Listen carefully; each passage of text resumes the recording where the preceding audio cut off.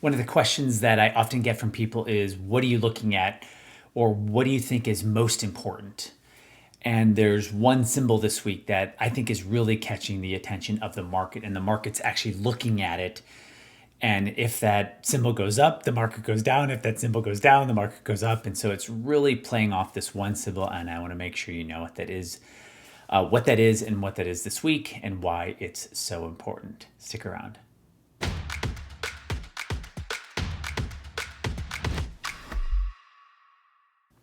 Every week I sit down, I think, what is the one piece of information that really encapsulates the whole week, right? To help people really understand what is going on with the market.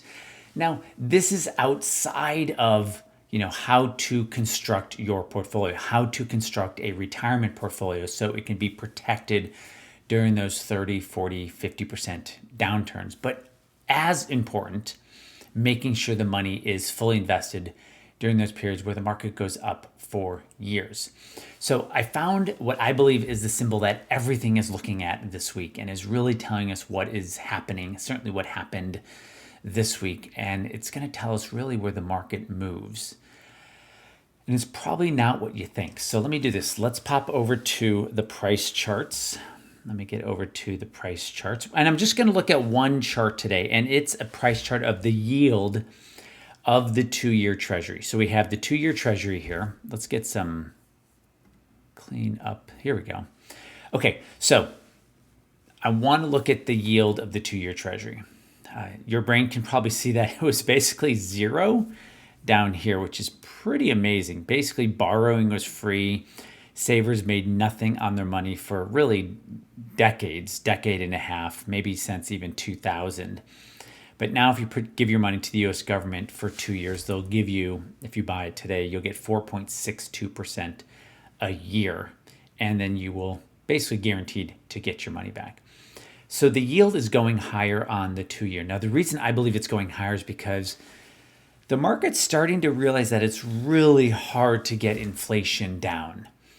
Right, maybe going from 9.1% to 6.4% was pretty easy, but the next 3% move, and even though we haven't exactly gotten 3 percentage points off, but close enough, is going to be much harder to get that next move down. I think that's what the market's starting to digest. So inflation numbers came in on Monday at 6.4. The market was expecting 6.2. Not a big difference, but the fact that inflation came in higher than what the market expected. The market's like, oh, maybe this inflation thing's not going away that quickly. And you see the yield on the 2-year treasury moving up. If it breaks above there, then things will start to get more unstable. So if there's something that you want to look at, like if a question that you've been asking yourself maybe this week or this month or the last few months, what's that one thing I can look at? In many ways, it's this, because the market, if you watch any of my videos, I often talk about October of last year being the bottom of the stock market, the bottom of the bond market. And you can see here, the yield here peaked just after that October bottoming or topping. So as it makes its way back, getting back to it's not that big a deal, but if it breaks above this, that then becomes a bigger deal. And the reason it becomes a bigger deal is because then the Fed starts to think, well, I was only going to raise rates to 5%, maybe 5.25%, but man, the 2 years breaking out, the 1 year's breaking out. I might have to, this is Jerome Powell thinking, I might have to move above that 5.25%, and that's going to really create havoc on the market. Now, here's the thing. Europe's doing better than the U.S. International is doing better than the U.S. Now, part of the reason why, and this goes into this, is that's where the value is, right? Those are where the dividends are. That's where the kind of the beaten up part of the stock market has been really for the last 15 years. So people are like, well, if I have to be in the market, let me be in the safe parts of the market. But the thing that's driving everything right now is really that yield on the 2-year. And it's, again, I'm saying it differently now. Inflation has moved into parts of the economy where it's really hard to get it out of. And two parts of the economy where inflation is really hard to get out of is in the services industry. It's not easy to get inflation out of the services industry. And a big part of that is wages. It's It's people's time, it's people's energy. That's going to be hard to reverse. And as you may or may not know, employment is at ridiculous lows, 50, 60-year lows. That hasn't changed anytime soon. That gives the Fed a lot of backing to keep rates high and move them higher. Everything about these videos is helping people retire strong. What I've noticed over the last 24 years is people had the big box advisor, and then they got another big box advisor, and they're like, oh, these advisors can't help me.